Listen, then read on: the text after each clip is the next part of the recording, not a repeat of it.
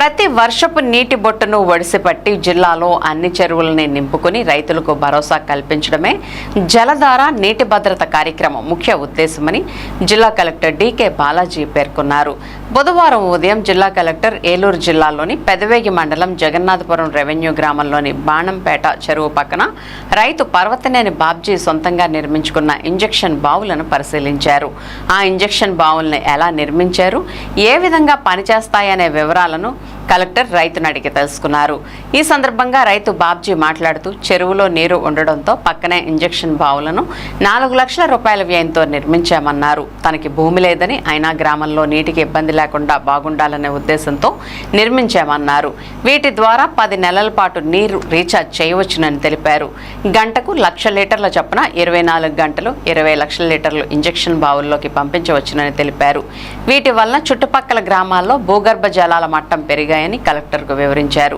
అనంతరం జిల్లా collector media ప్రతినిధులతో మాట్లాడుతూ రాష్ట్ర ప్రభుత్వం వర్షపు నీటి బొట్టును ఒడిసిపెట్టుకుని అన్ని చెరువులను నింపుకుని రైతులకు ఎలాంటి ఇబ్బంది కలగకుండా సాగునీరు అందించడానికి జలధార, జలహారతి నీటి భద్రత కార్యక్రమాన్ని చేపట్టిందన్నారు. రైతులను ఆర్థికంగా బలోపేతం చేయడమే ప్రభుత్వ ఉద్దేశమన్నారు. కృష్ణా జిల్లాలో భూగర్భ జలాల మట్టం తక్కువగా ఉన్న ప్రాంతాల్లో జలాలను పైకి తీసుకువచ్చి మెరుగుపరచడానికి ఏ విధమైన చర్యలు తీసుకోవాలో అధ్యయనం చేసేందుకు ఏలూరు జిల్లా బాణంపేటకు వచ్చామన్నారు.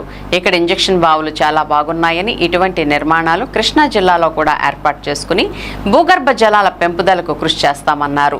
కృష్ణానది నీరు సముద్రంలోకి వృధాగా వెళ్తుందని, దాన్ని నిలుపుదల చేయవలసిన అవసరం ఎంతైనా ఉందన్నారు. ఇందుకోసం పెద్ద పెద్ద ఆనకట్టలు నిర్మించాలంటే ఎక్కువ ఖర్చు చేయవలసి ఉన్నందున ఇటువంటి తక్కువ ఖర్చుతో సహజ సిద్ధంగా ఇంజెక్షన్ బావులు నిర్మించుకుంటే చాలా ఉపయోగకరంగా ఉంటాయన్నారు. అన్ని చెరువులను వర్షపు నీటితో నింపుకుని రైతులకు ఎలాంటి కొరత లేకుండా ఎల్లప్పుడూ సాగునీరు అందించే ఏర్పాట్లు చేయనున్నామన్నారు. ఈ పర్యటనలో కలెక్టర్ వెంట డ్వామా పీడీ శివప్రసాద్, జలవనరుల శాఖ ఎస్సీ గుణకర్, భూగర్భ జలశాఖ డీడీ విజయవర్ధన్, ఏలూరు జిల్లా డీడీ కోదండరాం, ఏడీ బిందుశ్రీ తదితరులు అధికారులు, అనధికారులు, రైతులు పాల్గొన్నారు.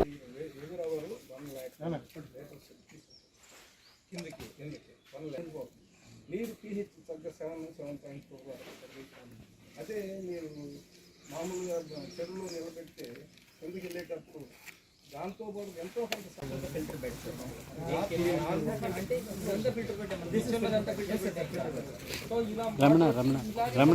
ఏం లేదండి. చెరువులో నీళ్ళు పెడితే మట్టుకోకుండా కుదరదు కాబట్టి చెరువులో నీళ్ళు పెట్టాల. మేము సర్దుకున్నాం, మేము చేసేది ఏముంటుంది.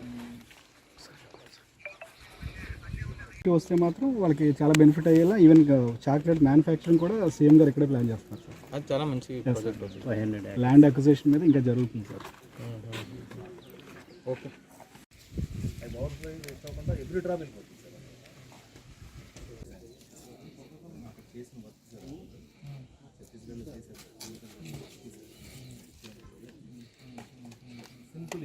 ఇక్కడ మనం పెర్ఫరేషన్స్ పెట్టి దీనికి ఎన్నిలస్ కూడా కంప్లీట్గా మనం పెర్ఫరేషన్స్ ఫిల్టర్ పెడతాం సార్. ట్యాంక్ ఫిల్టర్ అలాగే ఉంది. ఇది కూడా ఇంజెక్షన్ కదా ఇంకా 25-30 బోర్లకి ఒకటే సమాధానం. మనం ఈ చెరువు చుట్టూ ఒక 20-30 వేసుకున్నాం అనుకోండి. ఏం లేదు ఇంకా ఓన్లీ ట్యాంక్ వాటర్ పోయినప్పుడే ఉపయోగం. వాటర్ డైరెక్ట్గా ట్యాంక్లో ఇలాంటి వెళ్ళి అయితే అలా ఏదైనా బేస్ ఆగి వాటర్లో పెరిగించారు. సో బడితే ఇది అప్లయన్స్ అయితే సేమ్ మీరు చెప్పినట్టు సేమ్ కాన్సెప్టే, స్కేల్ పెద్దది.